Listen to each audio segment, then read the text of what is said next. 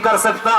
क़यामत कब आएगी, इस दुनिया का एंड कब होगा, सूरत भी वैसी पढ़ी गई थी तिलावत में शुरू में, इज़ा समाउन फतरत व इज़ल कवाकिबुन तसरत व इज़ल बिहारु फुज्जिरत। कुरान इत्तला दे रहा है, कुरान खबर दे रहा है, अभी इंसान एक एक करके मर रहे हैं, एक वक्त आएगा जब सब इकट्ठे मरेंगे, ये कायनात मरेगी, सूरज मरेगा, चांद मरेगा, सितारे मरेंगे, ये जमीन मरेगी, ये आसमान मरेगा, और फिर होगा क्या, अलिमत नफ्सुम मा अहदरत, हर आदमी को पता चलेगा क्या यहाँ लेकर के आया, अलिमत नफ्सुम मा क़द्दमत व अख़रत, हर आदमी को पता चलेगा कि यहाँ के लिए क्या लाया है। लेकिन ये क़यामत आएगी कब, परवरदिगार ने फरमाया कि कुछ चीजें किसी को नहीं बताता हूँ, उनमें से एक क़यामत भी है कि ये किसी को नहीं बताता हूँ। अकादु उख़फ़ीहा लितुज्ज़ा कुल्लु नफ्सिन बिमा तसआ, इसको छुपा कर रखना चाहता हूँ ताकि हर आदमी ये समझे कि शायद मेरी जिंदगी की आखिरी नमाज है, शायद मेरा आखिरी दिन है। यसअलूनका अनिस्साअति अय्याना मुरसाहा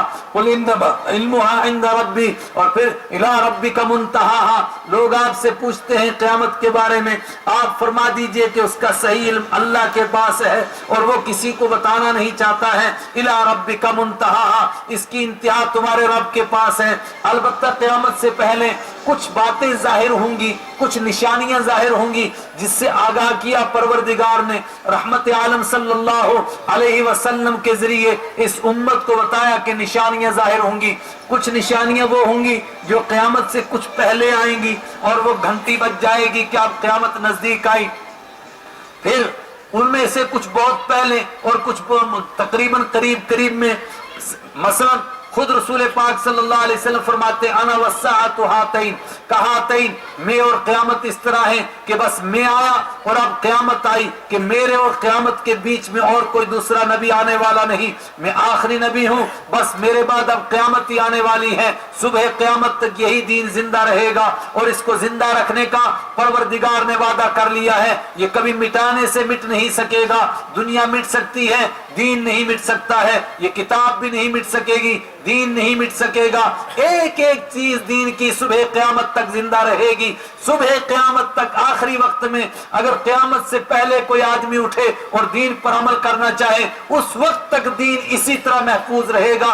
इन्ना नहनु नज़्ज़लना ज़िक्रा, बहुत सारे लोग समझे कि शायद ये सिर्फ कुरान पाक के लिए है, पूरे दीन के लिए है, कुरान से ताल्लुक रखने वाली सारी बातों के लिए। बल्कि आप इसकी गहराई में उतर जाएं तो ये साथ ये वादा भी है कि ये कुरान पाक जिस तरह पहले दिन नाजिल हुआ था, जिस तरीके से पहले दिन पढ़ा गया था, सुबह क़यामत तक पढ़ा भी उसी तरह जाएगा, उसी अंदाज में पढ़ा जाएगा, उसी तरीके से इसको पढ़ा जाएगा, उसी तरीके से इसको समझा जाएगा, बदला नहीं जा सकता है। ला यातीहिल बातिलु मिन बैनि यदैहि वला मिन खल्फिहि तंजीलुम मिन हकीमिन हमीद, न इसके आगे से बातिल आ सकता है, न पीछे से बातिल आ सकता है। कोई इसके अल्फाज को बदलना चाहे, फरमाया जमाना बदल सकता है, नहीं बदल सकेगा।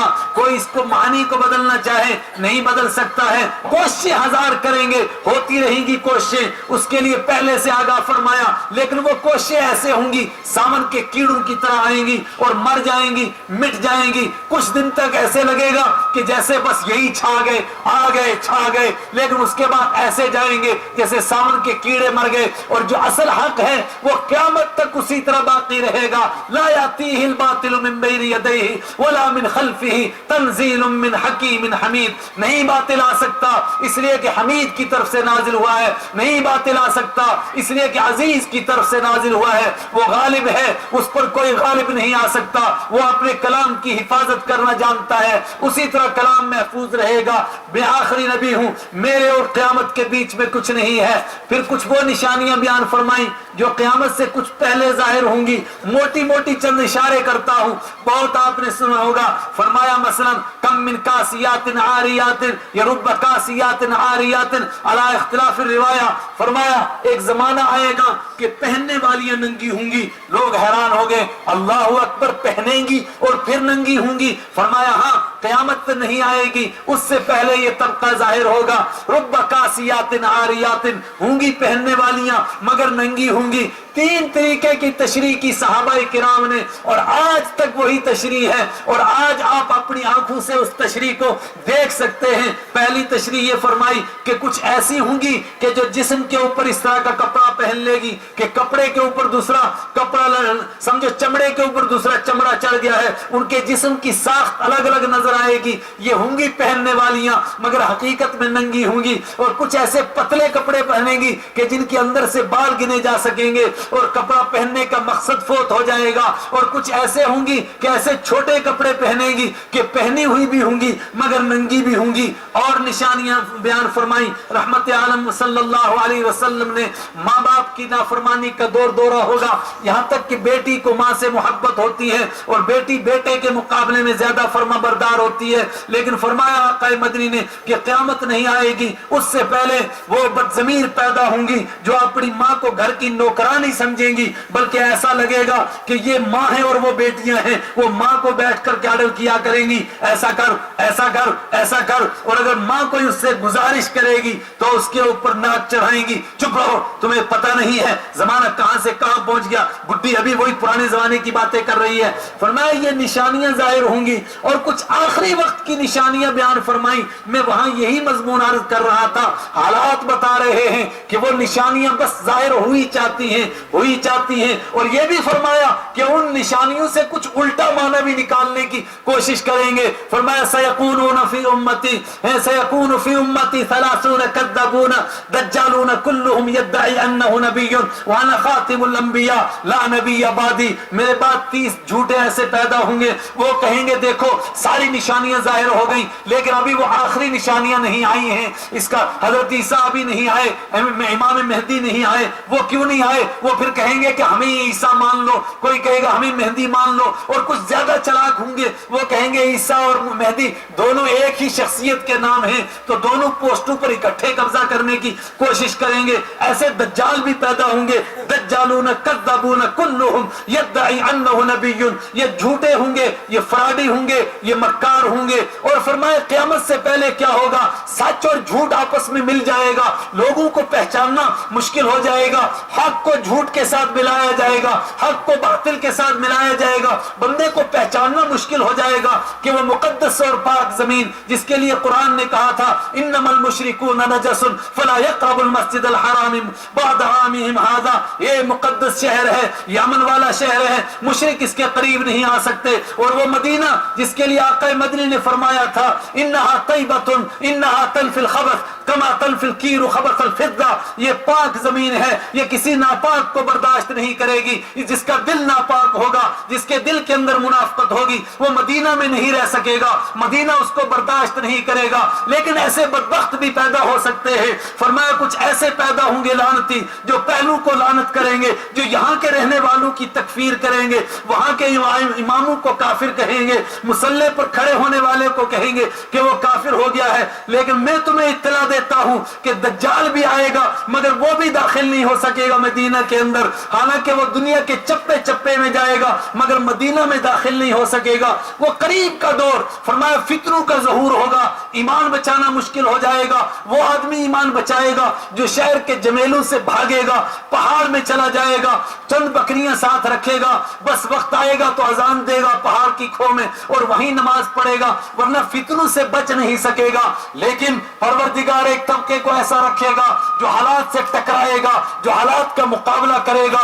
لا یخافون لومۃ لائم, وہ ملامت کرنے والوں کی ملامت سے نہیں شرمائیں گے. فرمایا جب وہ آخری ایسے حالات پیدا ہوں گے پھر پروردگار فیصلہ فرمائے گا ایک ایسے بندے کو پیدا کرنے کی جس کے ذریعے سے اس امت کی ہدایت اور اس امت کی گرتی ہوئی کشتی کو سہارا دینا مقدر ہوگا, پہلے سے طے ہے. جس کے لیے فرمائے گا مہدی, وہ ہدایت یافتہ ہوگا, اس کا نام بھی متعین کر کے بیان فرمایا, اس کی والدہ کا نام بھی بیان فرمایا. فرمایا میرے بیٹے حضرت علی رضی اللہ تعالیٰ عنہ کے بیٹے یعنی میرے نواسے حسن اور حسین کی اولاد میں سے ہوگا, ایک کی اولاد میں سے اس کی والدہ ہوگی, ایک کی اولاد میں سے اس کے والد ہوں گے. فرمایا اس وقت میں بھی ایک طبقہ دین کے اوپر ڈٹا ہوا ہوگا, یہاں تک کہ جب بیت اللہ کے پاس حجر اسود اور بیت اللہ کے دروازے کے بیچ میں وہ بیٹھیں گے اور لوگوں سے بیعت لیں گے اپنی امامت کے اوپر اور دین کے لیے قربانیاں دینے کے لیے, تو 313 کھڑے ہوں گے, وہی تعداد جو بدر کے میدان میں تھی وہ کھڑے ہوں گے. سب سے پہلے صلحاء هذه الامه اتقیاء هذه الامه, وہ اس امت کے سب سے صالح قسم کے لوگ ہوں گے, وہ نیک لوگ ہوں گے. فرمایا پھر یہ قافلہ چلے گا, پھر دنیا کے اندر دین زندگیوں میں واپس آئے گا اور دین کی تر و تازگی لوگ دیکھیں گے. پھر وہ بڑا فتنہ آئے گا دجال کا جو پوری دنیا پر چھا جائے گا. پروردگار اس کو طاقت دے گا. کیوں طاقت دے گا؟ فرمایا صرف آزمانے کے لیے کہ دین پر کون رہتا ہے اور ان فتنوں سے دو چار کون ہوتا ہے. دجال لوگوں کو ایسے شوبدے دکھائے گا کہ اس کے ہاتھ میں ایسا لگے گا کہ ایک ہاتھ میں جنت ہے, ایک ہاتھ میں جہنم ہے. پوری دنیا کا چکر کاٹے گا, 40 دن میں کریا گھوم جائے گا, مگر نہ مکہ میں داخل ہو سکے گا نہ مدینہ میں داخل ہو سکے گا. اس وقت میں بھی ایمان والے ایسے ہوں گے جو اس کو للکاریں گے. اور میں نے وہاں بھی سنایا تھا کہ ایک جوان کھڑا ہو جائے گا, دجال کہے گا تو مجھے خدا مانتا ہے, وہ کہے گا نہیں مانتا ہوں. ہائے ہائے یہ جوان بھی کیا ہے, قرآن کریم نے جگہ جگہ بیان فرمایا جوان انہم فتیتن, وہ کچھ جوان تھے جو کھڑے ہو گئے تھے.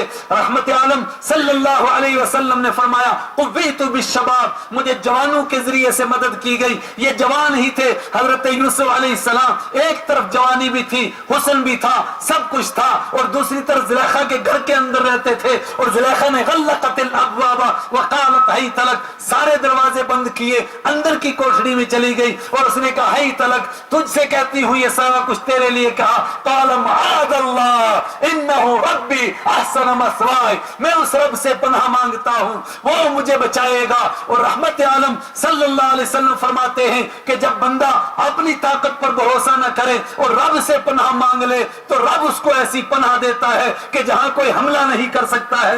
فرمایا پھر ویسی پناہ دیتا ہے جیسے وہ جادوگر اٹھے تھے, سر سجدے میں رکھا, وہ جو موسیٰ علیہ السلام پر ایمان لائے تھے, سر اٹھایا. فرعون نے کہا کہ تم ایمان لائے ہو, ابھی تمہیں پتا چلے گا کہ کون کتنے پانی میں ہے. لَأُقَتِّلَنَّكُمْ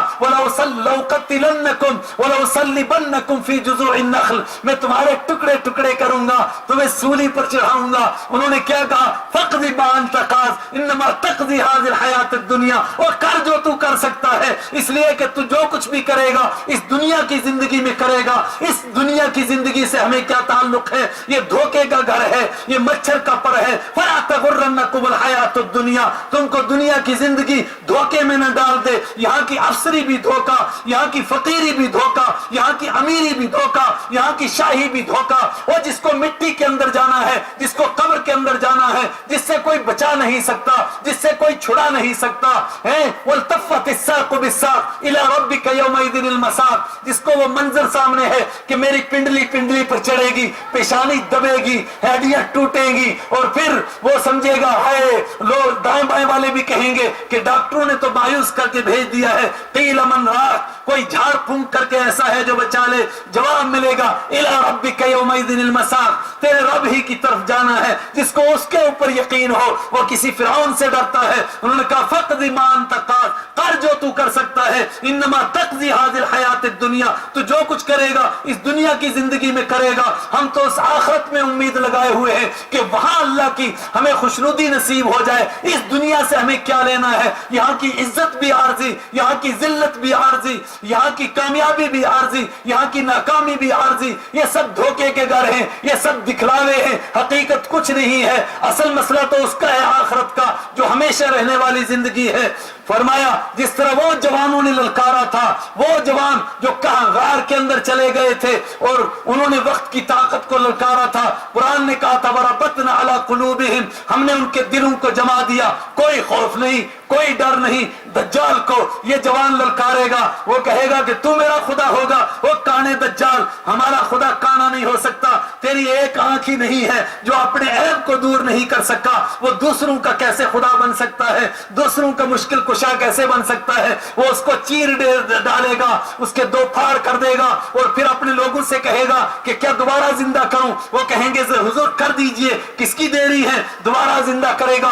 اللہ یہ طاقت اس کو دے گا، کس لیے دے گا؟ وَلَنَبْلُوَنَّكُمْ بِشَيْءٍ مِّنَ الْخَوْفِ، اس لیے کہ پروردگار نے پہلے دن سے کہا ہے میں آزماؤں گا، میں یہ ملا گلا نہیں رہنا چاہتا ہوں کہ بھیڑیں بھی وہی رہیں اور پروانے بھی وہی رہیں، سب برابر رہیں، نہ حالات آئیں گے، جھٹکے لگیں گے تاکہ کھڑے الگ ہو جائیں، کھوٹے الگ ہو جائیں۔ وہ جس طرح احد میں 300 الگ ہو گئے تھے، 700 الگ ہو گئے تھے، فرمایا ایسے حالات پیش کروں گا۔ یہ حالات پیش ہوئے، یہ جوان اٹھا، بہت سارے جوان اس کے پیچھے پیچھے چل رہے تھے۔ مسلم شریف کی روایت ہے، نشاندہی کرو کون ہے، اللہ حفاظت فرمائے، فرمایا 70,000 یہودی اس کی سیکورٹی گارڈ میں ہوں گے، اور علیہم الطیال سیاہ، سب کے اوپر گرین کلر کے سبز رنگ کے کپڑے ہوں گے، یہ اس کی سیکورٹی گارڈ والے ہوں گے۔ یہ جوان اٹھے گا، اس کو للکارے گا، کہا کہ میں نہیں تجھے مانتا ہوں۔ وہ پھر کہے گا زندہ کروں، زندہ کر دے گا، تو پھر کہے گا اب تو مانتا ہے، وہ کہے گا اب تو پکا یقین ہو گیا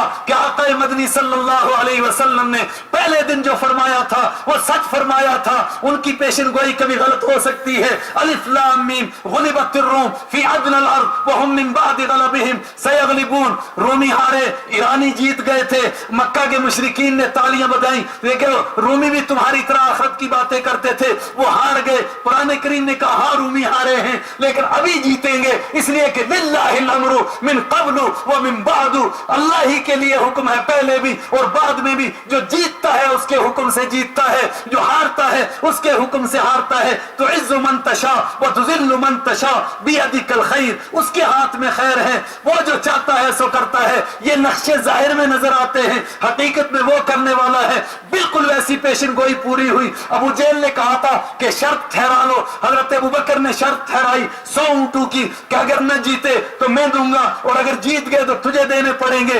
پروردگار نے اس کے ساتھ ایک اور بات ارشاد فرمائی تھی کہ جس دن رومی جیتیں گے اس دن مسلمان خوش ہو جائیں گے۔ مسلمان یہ سمجھتے تھے کہ شرط پوری ہو گئی اس لیے ہم خوش ہوں گے، لیکن نہیں، جس دن وہ جیتے اس دن پتہ چلا کوئی اور معاملہ تھا۔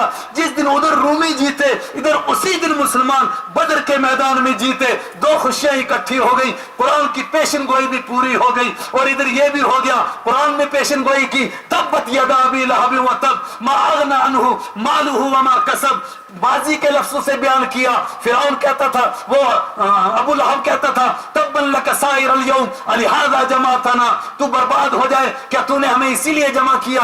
آقا مدنی کے لیے کہتا تھا۔ قرآن نے کہا کہ نہیں، یہ بھی برباد ہوگا، اس کا مال بھی برباد ہوگا، اس کے کچھ کام نہیں آئے گا، اور آئے گا یہ تو میں نے ترجمہ کیا۔ قرآن نے کہا تبت ہو چکا، ہو چکا، ہو چکا۔ فرمایا کیوں؟ جو ہم نے کہہ دیا سو ہو گیا۔ کچھ دنوں میں لوگوں نے دیکھا ویسی پیشن گوئی پوری ہوئی۔ یہ جوان اٹھے گا، وہ کہے گا کہ میرے آقا کی اسی طرح پیشن گوئی پوری ہوئی ہے۔ انہوں نے فرمایا تھا کہ ایک جوان کو 2 ٹکڑے کرے گا، وہ کھڑا ہوگا، اب تو مجھے پکا یقین ہو گیا کہ تو دجال ہے اور میں محمد الرسول اللہ صلی اللہ علیہ وسلم کا امتی ہوں۔ فرمایا یہ فتنے گھیریں گے، پھر وہ دجال اکبر آئے گا، پھر عیسیٰ علیہ السلام آئیں گے، اور ان سے پہلے بہت سارے فرمایا جھوٹے کھڑے ہوں گے، کوئی مہدی بننے کے شوق میں، کوئی عیسیٰ بننے کے شوق میں۔ تم دھوکہ نہیں کھانا۔ فرمایا وہ سبز گنبد سے اتریں، وہ سفید مینارے سے اتریں گے، وہ دمشق کے مینارے سے اتریں گے، اور فرمایا کس طرح اتریں گے؟ امام مہدی ساتھیوں کو فجر کی نماز پڑھانے کے لیے کھڑے ہوں گے، تکبیر ہو چکی ہوگی، عیسیٰ علیہ السلام تشریف لائیں گے، اور میرا اور آپ کا یقین ہے انشاءاللہ بالکل اسی طرح ہوگا، اس کے سوا نہیں ہو سکتا ہے۔ ایک دجال نے وہاں قادیان کے اندر ایک ٹاور بنایا، کہا میں اس ٹاور سے اتر کر کے آیا ہوں، اور لوگوں نے کہا بے شرم، اس کو تو اللہ کے حبیب نے فرمایا یہ سب مریم کا بیٹا ہوگا، تو گھسیٹی کا بیٹا ہے، تو کیسے ہو سکتا ہے؟ اور بہت سارے کھڑے ہوئے، آج بھی بہت سارے کھڑے ہو رہے ہیں۔ فرمایا تم نہیں ہو سکتے۔ آقا مدنی نے فرمایا عیسیٰ علیہ السلام تشریف لائیں گے، کس حالت میں آئیں گے؟ فرمایا مینارے پر اتریں گے، اور ادھر نماز کھڑی ہو چکی ہوگی، پیچھے شور مچ جائے گا، عیسیٰ علیہ السلام تشریف لے آئے, لوگ پیچھے دوڑیں گے, عیسیٰ علیہ السلام اتر رہے ہوں گے, ان کے اوپر 2 چادریں ہوں گی, اور فرمایا 2 چادریں ہوں گی, اور کچھ تھوڑا پیلا مائل اور سفیدی سے ملا ہوا ان کا کلر ہوگا, ان کے بال لٹکے ہوئے ہوں گے, ان کی پیشانی سے پسینہ ٹپک رہا ہوگا, ایسا لگ رہا ہوگا جیسے موتی جھڑ رہے ہیں. فرمایا اسی طرح ہوگا. اور پھر عیسیٰ علیہ السلام جب تشریف لائیں گے تو مہدی فرمائیں گے ان سے کہ آپ نماز پڑھائیے. عیسیٰ علیہ السلام فرمائیں گے یہ اس امت کا شرف ہے کہ تمہارے امام تم ہی میں سے ہوتے ہیں, ورنہ اس سے پہلے امتوں میں امام نبی ہوتا تھا, کوئی امتی نبی نہیں ہوتا تھا, لہذا تم ہی نماز پڑھاؤ. پھر یہ فجر کی نماز امام مہدی پڑھائیں گے, اور اس کے بعد کی نمازیں حضرت عیسیٰ علیہ السلام پڑھائیں گے. اور 1400 سال پہلے آقا مدنی نے فرمایا تھا, 1450 سال پہلے فرمایا پھر فلسطین کے پاس ایک شہر بسے گا, اس شہر کا نام لد ہوگا. اس شہر ادھر یہ نماز ختم ہوگی فجر کی, ادھر شور مچ جائے گا کہ دجال کا لشکر آ گیا. حضرت عیسیٰ علیہ السلام لے کر اس لشکر کو چلیں گے اور دجال بھاگے گا, اور لد نامی شہر بس چکا ہوگا, اس کے گیٹ پر پہنچے گا. اس کے گیٹ پر جیسے پہنچے گا وہ, تو حضرت عیسیٰ علیہ السلام اس کو قتل کر ڈالیں گے. فرمایا بلکہ وہ ان کے خوف سے ایسا پگھلے گا جیسا کہ برف دھوپ کی وجہ سے پگھلنے لگتی ہے. اور یہ لد نامی شہر ہوگا, اور اس کا ساتھ سب سے زیادہ دینے والے یہودی ہوں گے. لیکن پھر کیسے حالات ہوں گے؟ فرمایا پھر پروردگار پتھروں کو گویاں بنا دے گا, درختوں کو گویاں بنا دے گا. جہاں یہودی چھپے گا درخت آواز دے گا, پتھر آواز دیں گے, الیہ عباد اللہ, اللہ کے بندے ادھر آ, ہونا یہودی موجود, فقتلہ, یہ ایک کمبخت موجود ہے اس کو نمٹاؤ, یہ کمبخت موجود ہے اس کو نمٹاؤ. کیوں یقتلون الانبیاء, یہ وہ قوم ہے بدبخت جنہوں نے اپنے نبیوں کو قتل کیا تھا, جن کا مشن ہی پروردگار کے دین کی مخالفت کرنا تھا.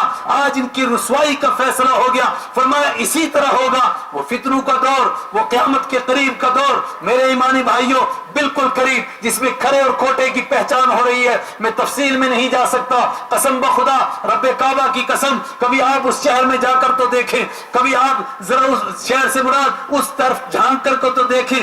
جن کو ہم سمجھتے ہیں کہ یہ غیر ہیں, ان کو اتنی تیزی سے کلمہ نصیب ہو رہا ہے جس طرح جنگل کی آگ پھیلتی ہے, اس طرح ان کو اللہ کا دین نصیب ہو رہا ہے. یورپ میں پھیل رہا ہے, برطانیہ میں پھیل رہا ہے, امریکہ میں پھیل رہا ہے, اور ان کی ٹانگیں کپ کپا رہی ہیں. وہ صرف اسی لیے پریشان ہیں, یہ کیا چکر ہے, کون ان کو اللہ کا دین پہنچا رہا ہے. میرے اور آپ سے تو یہ کام کہاں ہو سکا. میں تو آپ اس کا منظر ہیں جس کو قرآن نے بیان کیا, وَلَا تَنْقُضُوا الْأَيْمَانَ بَعْدَ تَوْكِيدِهَا, وہ ایمان والو بد اخلاقی نہیں کرنا, تم معاملہ نہیں کرنا, اور دین کی مخالفت نہیں کرنا.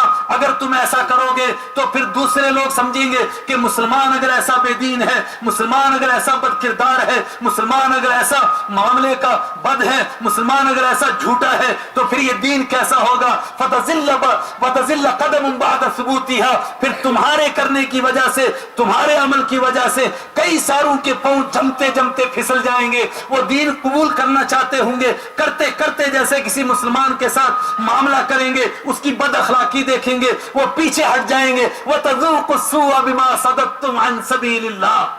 آج دنیا میں مسلمانوں کی پستی, مسلمانوں کی ذلت, مسلمانوں کی آج جو حالات ہیں اس کے پس منظر میں کبھی لوگ کہتے ہیں کہ اس کی یہ وجہ ہے, یہ وجہ ہے, یہ وجہ ہے. بے شمار ڈاکٹر حضرات ہیں, ایک بیماری کے کئی اسباب ہو سکتے ہیں, ہو سکتے ہیں کہ میں نے اس سے مخالفت کرتا ہوں کہ وہ سبب نہیں, مگر ایک سبب جو قرآن براہ راست بیان کر رہا ہے اس کو تو دیکھو. فرمایا جب وہ وقت آئے گا کہ مسلمان دوسروں کو دین کی دعوت دینے کے بجائے وہ کام کریں گے کہ دوسرے لوگ دین سے متنفر ہوں گے اور دین سے بھاگ رہے ہوں گے. فرمایا اس وقت میں کیا ہوگا, وَتَذُوقُوا السُّوءَ بِمَا صَدَدتُّمْ عَنْ سَبِيلِ اللَّهِ, پھر تم بدترین عذاب کا مزہ چکھو گے اس لیے کہ تم نے اللہ کے بندوں کو اللہ کے دین سے روکا. ہم کیا کر سکے ہیں, مگر اس کے باوجود اللہ کا دین ادھر پھیل رہا ہے, اور ادھر بے دینی جو اب تک چھپی ہوئی تھی وہ بنسائے شہود پر آ رہی ہے, وہ ظاہر ہو رہی ہے. خدا کا دین نہ کل محتاج تھا, نہ صبح قیامت تک کسی کا محتاج ہوگا.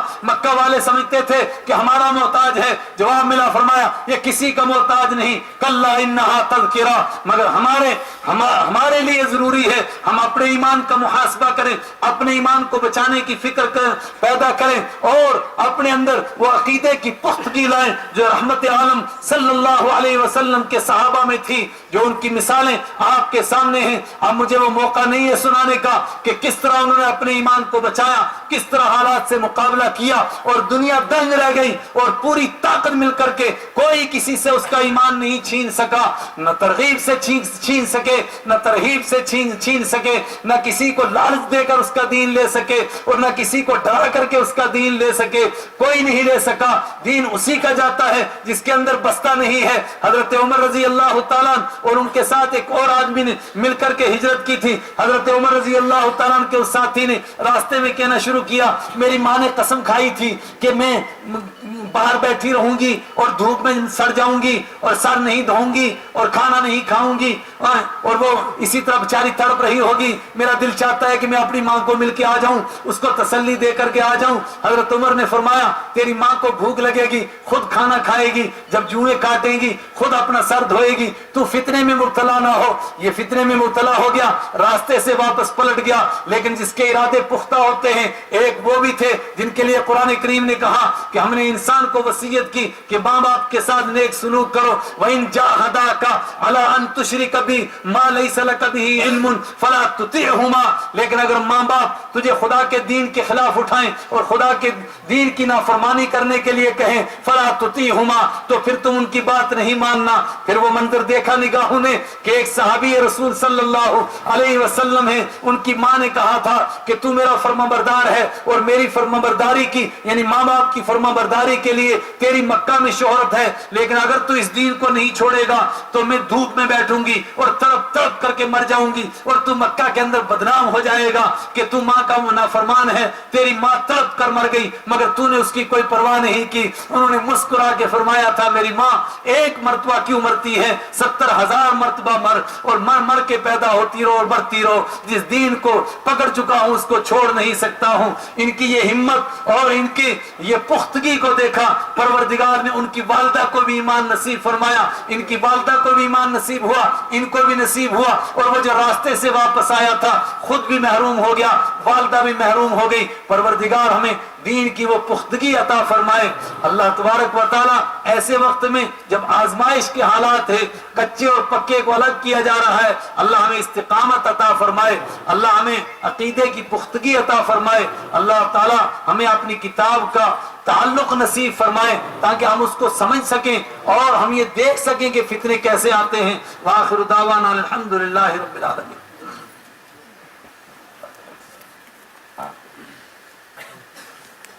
اللهم صل وسلم وبارك ابدا على حبيبك خير الخلق كلهم، اللهم صل على محمد وعلى آل محمد كما صليت على إبراهيم وعلى آل إبراهيم إنك حميد مجيد، اللهم بارك على محمد وعلى آل محمد كما باركت على إبراهيم وعلى آل إبراهيم إنك حميد مجيد۔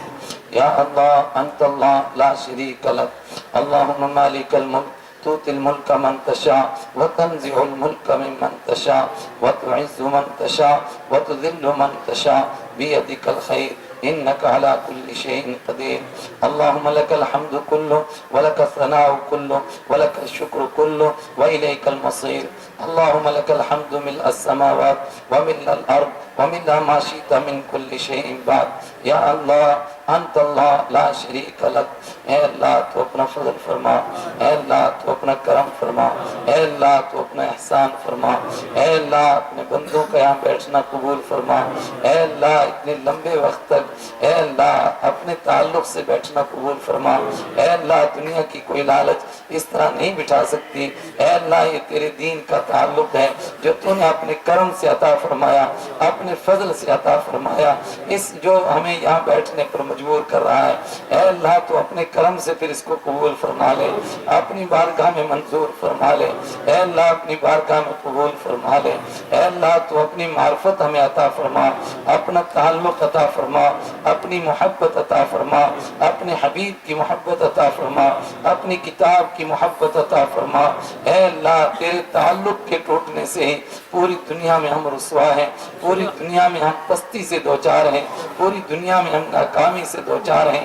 اے اللہ تو اپنے کرم سے ہماری پستیوں کو بلندیوں میں تبدیل فرما، ہماری ذلتوں کو عزتوں میں تبدیل فرما، ہماری ناکامیوں کو کامیابیوں میں تبدیل فرما۔ اے مالک الملک تو اپنے کرم سے، اپنے فضل سے، اپنے کرم سے اے مالک الملک وہ پرانی بہاریں ہمیں واپس دکھا دے۔ اے مالک الملک ایمان کی بہاریں لے آ، پوری دنیا کے اندر ایمان کی ہوائیں چلا دے۔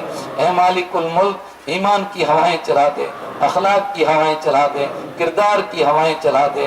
یا مالک الملک اس مجلس کو قبول فرما، اپنے دین کے لیے قبول فرما۔ اے اللہ بہت سارے لوگ اپنی حاجتیں دلوں میں لیے بیٹھے ہیں، ان کی حاجتوں کو تو ہم سے پہلے جانتا ہے، اپنے کرم سے ہر ایک کی جائز حاجت کو پورا فرما، جائز ضرورت کو پورا فرما۔ جو بیمار ہیں اور ایسی بیماریوں میں ہیں جہاں مایوسی کی حد تک پہنچ گئے ہیں لیکن تیرے در سے کبھی مایوس نہیں ہوتے ہیں، تو نے خود فرمایا لا تقنطوا من رحمت اللہ۔ اے مالک الملک تو ایسے بیماروں کو شفا عطا فرما، ہر بیماری سے شفا نصیب فرما، روحانی بیماریوں سے، جسمانی بیماریوں سے شفا نصیب فرما۔ اے مالک الملک ہر بیماری سے شفا عطا فرما۔ کچھ قرض دار ہیں، ان کے قرضوں کے حالات اے اللہ ادائیگی کے حالات پیدا فرما۔ اے اللہ کچھ پریشان حال ہیں، مختلف پریشانیوں میں مبتلا ہیں، ہر پریشانی سے نجات عطا فرما۔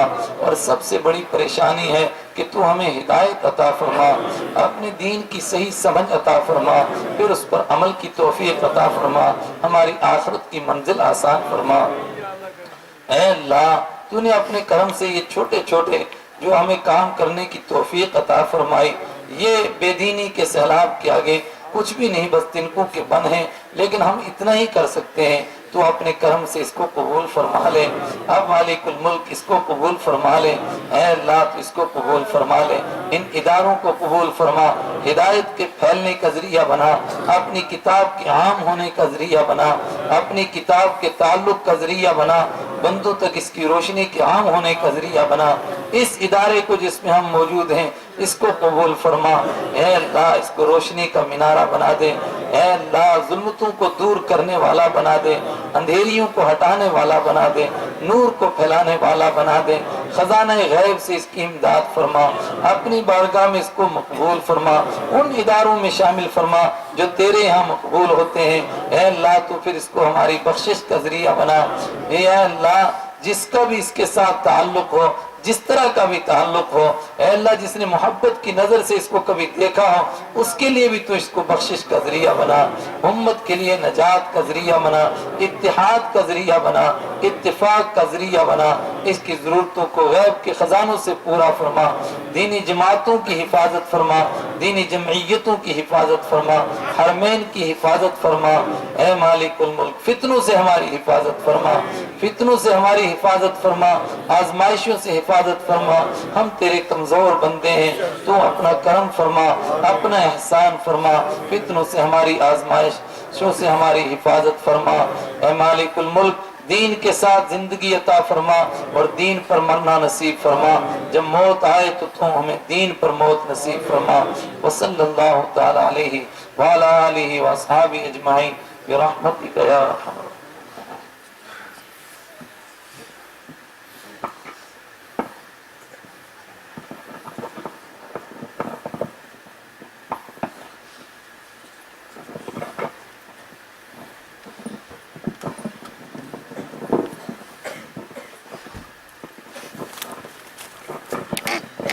اب اذان ہوگی اور اذان کے بعد متصلاً جماعت کھڑی ہوگی، اور جو حضرات دور دراز سے آئے ہوئے ہیں ان کے لیے قیام و طعام کا بھی انتظام ہے، قیام و طعام یہاں کر سکتے ہیں وہ۔